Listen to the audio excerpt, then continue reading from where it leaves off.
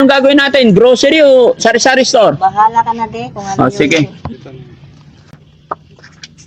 So dito na talaga, Nay, ha? Opo. Final na po yan. Opo. Baka pag naitayo, may problema tayo, baka paalisin tayo. Wala. Muli po nandito kami sa bahay nila Jerome at kasama ko sila Foreman. Ito na yung araw para gumawa tayo ng maliit na pagkakakitaan or hanap buhay ng nanay at tatay ni Jerome. Foreman, dito yung pwesto. Ito. Tapos gusto ng may-ari ng bahay, babasagin na lang yan para gawa ng pinto. So, depende kung saan, dito or dito ang Sige, pinto. boss. Pinto lang, boss. Opo, pintuan lang para papasok. Tapos ito, bahala ka na kung anong size. Okay, boss. So, kung matibay, maganda. Tapos bumabaha dito.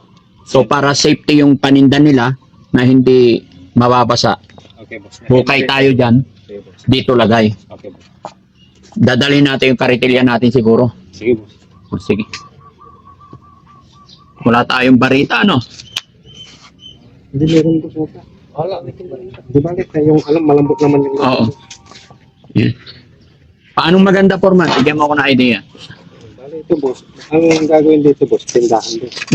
Tindahan lang. Dito, boss, gawa tayo ng medyo parang kwarto. Oo. Parang kwarto talaga. Opo, saka kung gusto niyo, may upuan dito sa harapan. Oh, ito ang harapan niya siguro. Ay, dito ang harapan, boss. Oh, Pwede rin. tawagin mo nga si ano? Tawagin si tatay o kaya si nanay. Nay, good morning. Halika. Hindi. Saan ang harap ng tindahan mo? Dito po. Dito. Oh, sige. Oh, bahala ka na. Tindahan na maganda. Okay, boss. Nay, anong gagawin natin? Grocery o sari-sari store? Bahala ka na din kung ano Oh, sige. Dito. So, dito na talaga, Nay, ha? Opo. Final na po yan. Opo. Baka pag naitayo, may problema tayo. Baka paalisin tayo. Wala naman. Ay wala po. Ito po hanggang dito lang po yung akin. Hanggang saan? Ito po yung pagkita. Oo. Diretso po ang ganito. Oh, ang lupa nila, Foreman, ito ang boundary daw. Mula dito. Tapos mula dito, hanggang doon sa may Tarlac. Yan ang lupa nila. Okay? Ibig sabihin, yan ang boundary po. Oh, ito yung boundary. Kaya atras mo konti siguro. Okay, boss. Okay, ito. So, okay lang gumawa ka upuan dito sa boundary. Opo. No? Para dito lang magkamay. Na lang po ako dyan. Oo. Tapos yung pasubrang bubong, ganyan. Sige. Walang problema yan. Okay? Isa na natin. Umpisahan na natin, boss. Sagot mo. Boss baby, halika. Dito, hawak ka. Naihi na ako. Dito ka muna. Ayan. Kumustahin mo muna yung mga manonood natin. Yan, Mas. Diyan ka kumusta lang. po sa lahat? Naihi ako. Nandito ang Team Daddy Frankie yan sa pinapagawang bahay ni Kuya para kay nanay sa kanyang anak na 17 years old na inaalagaan. Kaya antabayan nyo kami mga kababayan sa pagpapagawa ng grocery o sari-sari store ni nanay. Opo. Nanay. Ano masasabi mo nanay sa ginagawa ni Daddy Frankie? Nagpapasalamat po ako ng malaki. Maraming salamat kay Daddy Frankie. Yun. Kasi pag wala po si Daddy Frankie, hindi dumating sa amin ang liwanag na kanan na mabilis. Basta laban lang nay, no? Saka Hindi magpasalamat. nabawasan ng bigat ng dibdib kung hindi dahil kay Daddy Frankie. Ang sakit ng tinisip ko ng hapdi ang kinilim ko araw-araw po dahil sa aming anak. Nung dumating po si Daddy Frankie sa buhay namin, lumiwanag ang aming tahanan madilim. Gumaan po ang dibdib kong mabigat ng dahil kay Daddy Frankie. Si Daddy Frankie, oh.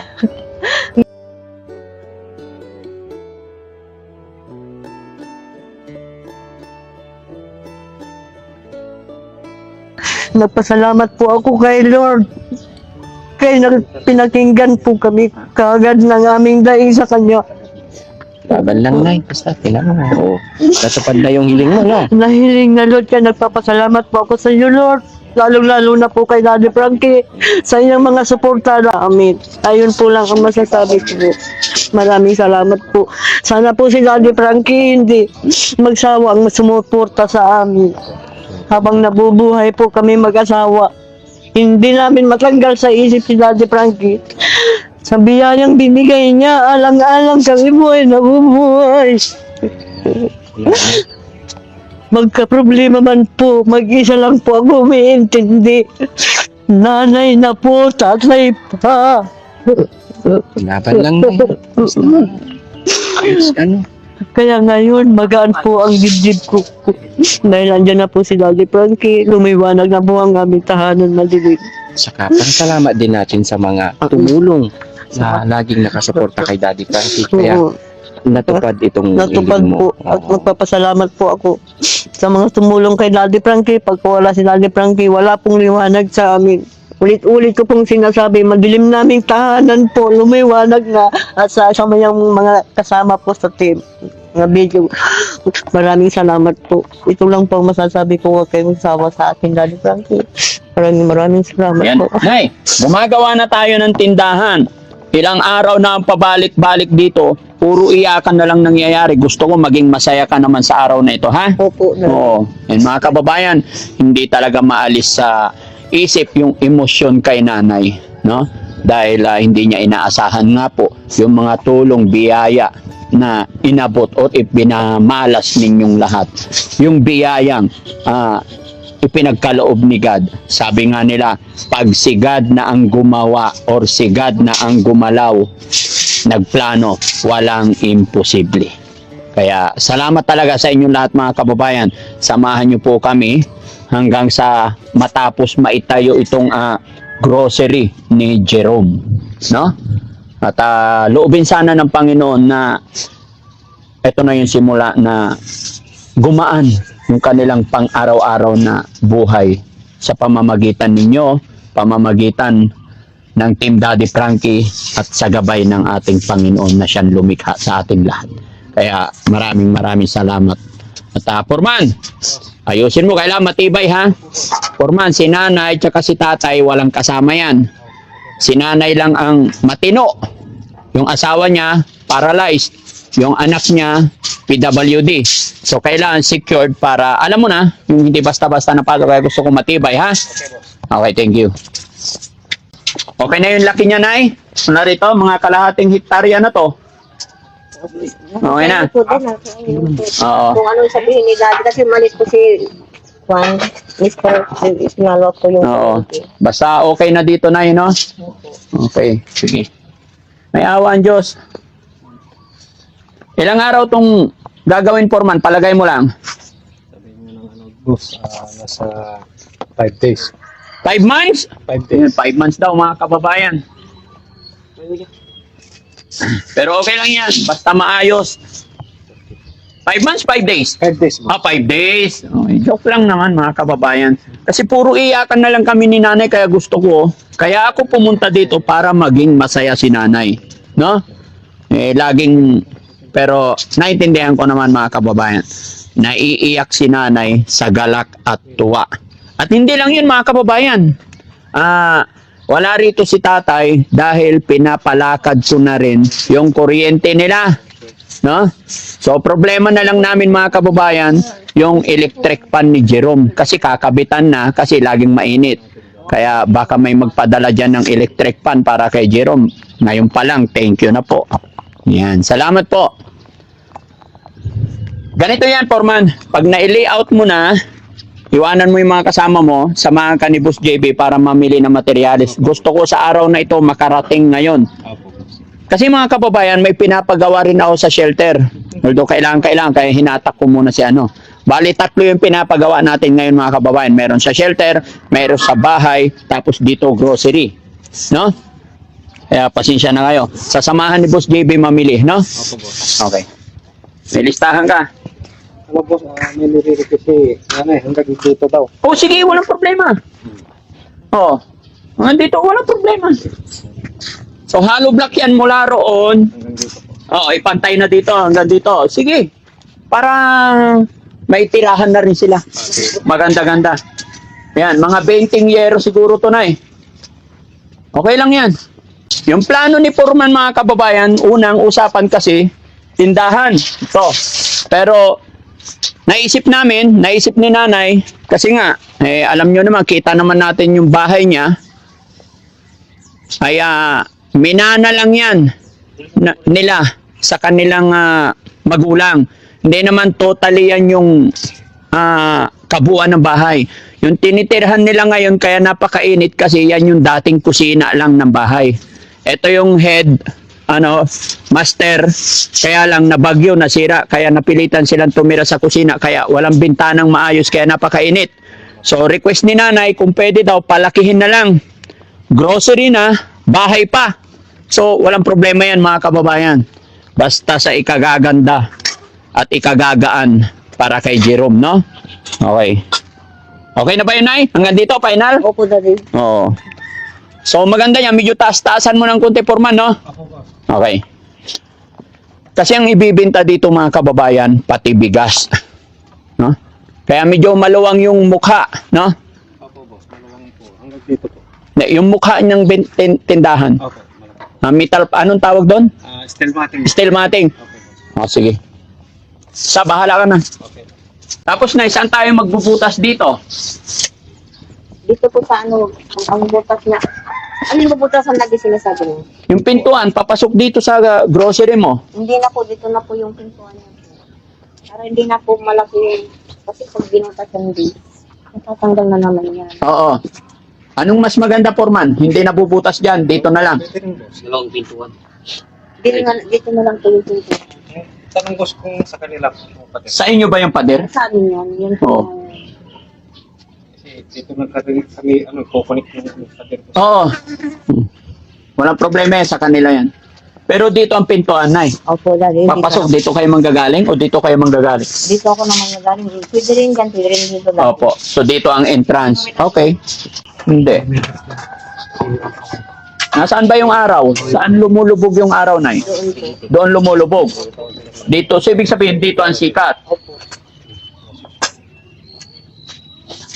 Kasi, Nay, bawat pagtatayo natin ng kahit ano, mapabahay man yan or ano, yung dinadaan din natin sa mga, yung kasabihan. Opo. Walang mawawala sa atin, pero maganda na rin yung naniniwala tayo. Opo.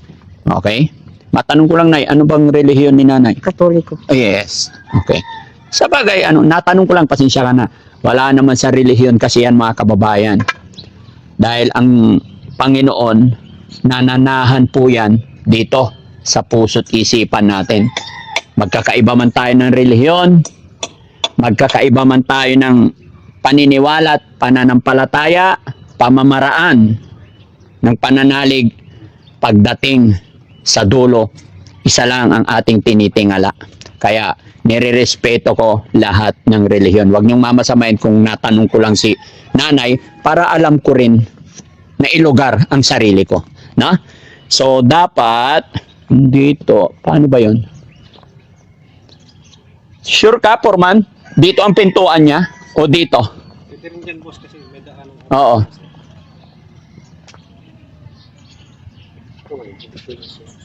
Oh, tama. Okay. Para dito yung dito ang pintuan niya.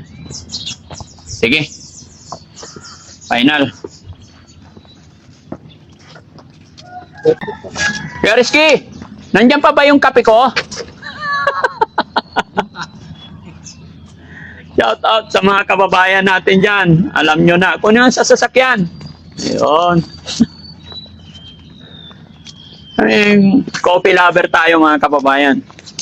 Daddy Frankie, kahit hindi mag-lunch yan, basta may kape, mabubuhay ako.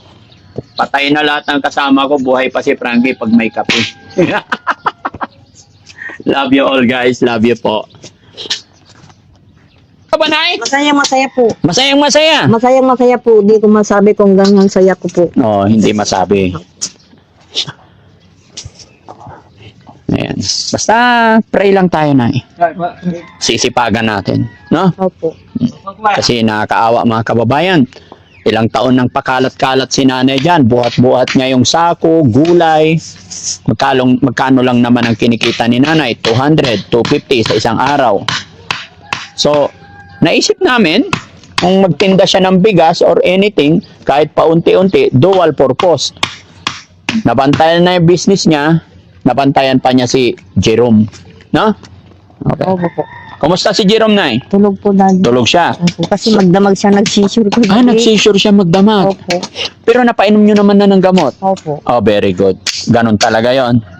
Sige, sige. Tapos, Foreman, lagyan din natin ng cabinet sa loob, no?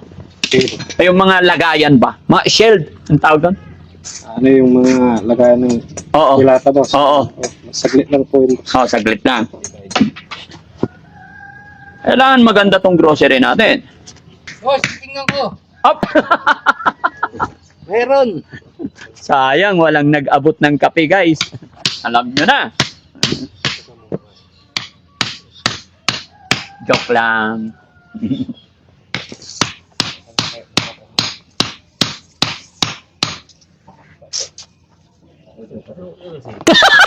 So, pader na yan buo, Foreman. Tapos, pader din ng kalahati, ipapatong mo yung ano. Yung steel mat. O, isang buo na rin siguro eh. Dalawa yan, boss. Ah, dalawang buong ipapatong? O, sige. Okay. Ah, nakatayo. Hindi po, vertical. Ah, vertical. Dalawang magkatabi? Ah, isa na. Ah, okay. Huwag lela. Oh, hindi. Ayan. Oo, tama, para hindi mainit. Kasi pag tindahan, tapos maliit, yung bintana, mainit. Oo.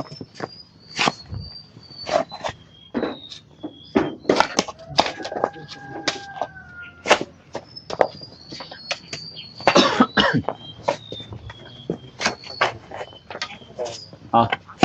Ayun. Oh, Foreman, lista ka na. Ah, meron ka naman pala eh. Oh, Nay, may ballpen na.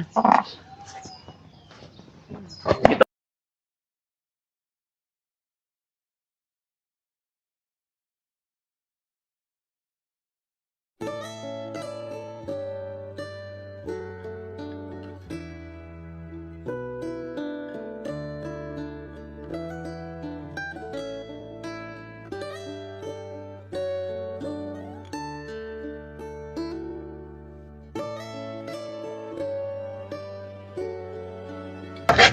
Parang bahay na to, Foreman. Mahal ka, boss. Mahaba. Kasi magkakaroon ng duyan-duyan dito. Dito rin tirahan nila. Okay. Sakto lang yan, Foreman. Kasi dito sa loob, gagawa rin tayo ng, para makagawa rin yung si tatay tsaka si nanay ng papag ni Jerome. Okay. Diba? Hindi mainit kasi ang init doon. So magkakaroon ng space si Jerome na isang papag niya.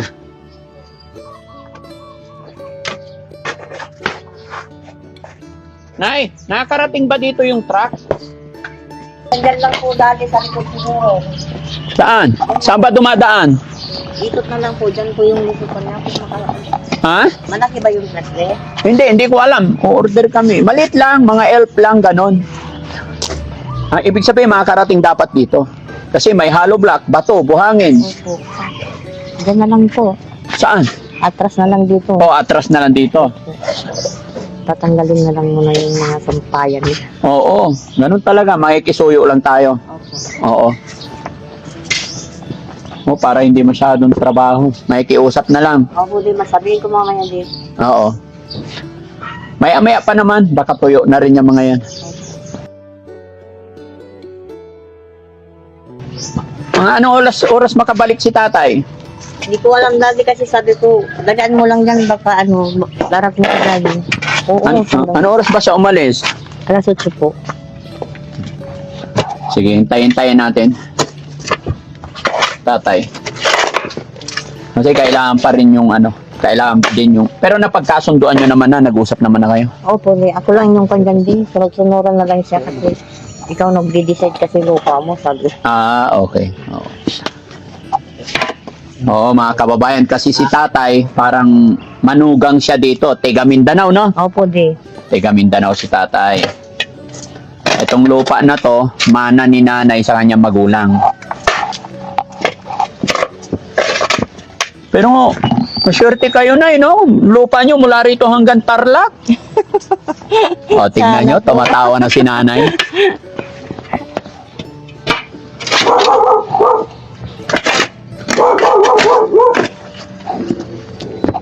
Ayan na. Andyan na. Oh, very good.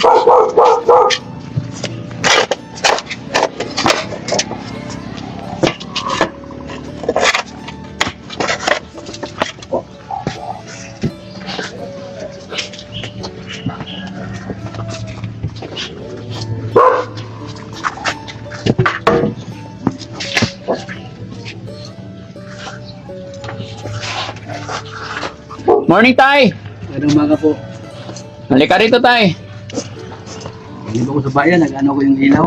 Oh, Marami din proseso, tapos may kausap ng tao dyan. Sila lang bahala maglakad. Tapos sila na mag-ano kami dito.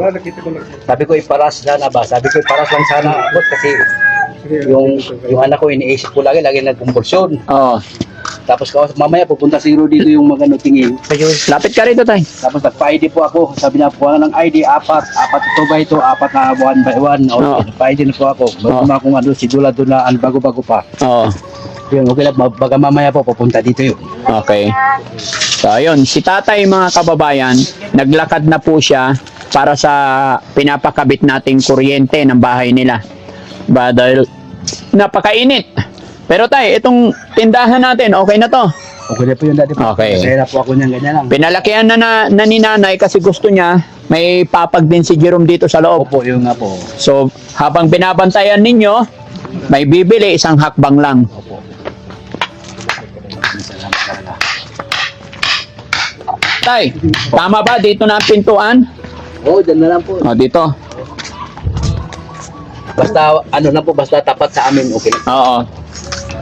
Hindi pagi, maraming salamat po sa tulong niyo po sa amin talaga. Hindi ko akalain na ganito ang pangyayari sa buhay namin. Opo. Kayo lang po talaga nakatulong sa amin. Hanip na kundi, ikaw ang naan. Hanip lagi, maraming salamat po sa Panginoon na tulungan niyo po kami ganito. Kasi para sa anak ko lang po talaga na sana manuhan niyo dito na malamig yung kasi mainit po talaga sa ano, pati kurinti, inalagad ko na po na ni Frankie. Maraming salamat po talaga na ni Frankie sa tulong niyo po. Hindi dahil sa inyo, di ba makakalo dito na ni Frankie? Totoo yan po. Oo. Hindi po ako, maraming taon na po na naghihirap ako rito, pero tinitiis ko po na sana may mga tulong sa amin. Hindi kayo na po siguro hulong ng langit natin Frankie sa amin. Opo. May awa ang Diyos, tay. Matatapos din ang lahat. Maraming salamat po talaga. Opo. Wala po kami malapitan dito. Totoo po yan. Wala. Kaya tinitiis ko po kahit kanito ako. Lagad-lagad po ako kung sino po makatulong po sa amin. Sige. Maraming salamat po talaga na ni Frankie. Nagpasalamat po ako sa Panginoong Diyos naman na kayo po. Natagpuan ko po. Yun ang hiling ko po talaga na ni Frankie. Mabait ang Panginoon, tay. Opo. Nag-cross yung daan natin. Hindi na ako tumitigil nagdasal sa Panginoon na sana may tumulong po sa amin. Ito na po, dinig ng Panginoon Diyos na maraming salamat po sa Panginoon. Daddy Frankie, lalo po ikaw ang daan po. Na kami nagkaganito na magkaroon ng binigyan mo pa ng tindahan ng asawa ko parang hindi na alis po. Maraming salamat po, Daddy Frankie talaga. Opo.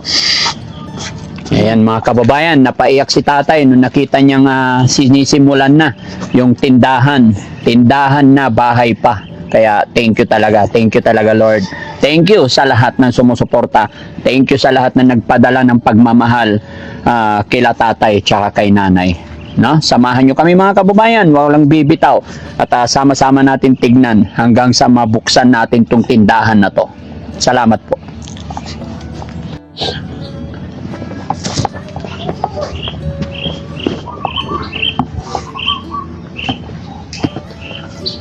Yun mga kababayan, gaya po ng ipinangako ni Daddy Frankie mula nung nakilala ko sila tatay at saka si Jerome, na sabi ko gagawa ng paraan si Daddy Frankie para makatulong sa pamilyang ito. Ito na po yung pangako ni Daddy Frankie mga kababayan. Sisimulan na po yung construction sa sari-sari store na ipinagkaloob natin kay Tatay John tsaka kay Jerome. Kaya samahan nyo kami mga kababayan.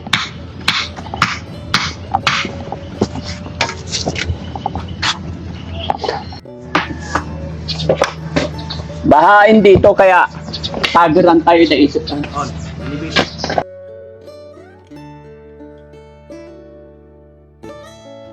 Hello po. Ito yung convict, pinagsinta namin. Lahat-lahat daw hanggang sa loob lang. Ano? 12.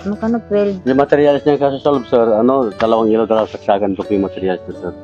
Sa loob dalawang Ilaw, saka dalawang saksakan, sir. Saka, hindi kaya kulang yun. yung ilaw, sir. Ano, Yung ilaw, sir. magdagdag na lang. Kasi baka, kami ng- tatas din yung kanyan sir, yung presyo niya pag. Pag marami. Oh sir. Kailan to makakarating? Ano yan sir, ipaprocess muna yan sir. Kasi ang proseso na yan sa tagal niya sir. 1 month and 2 weeks yan sir eh. Oo. Bago magkakontador sila. Oh. Tagal pala. Oh sir. Wala na bang paraan para bumilis-bilis kahit mga 5 months? 5 months sir, 5 days. Ano na, bayaran na to? Yes sir, para Para mabilis. mabilis sir. 12-7. Sige po.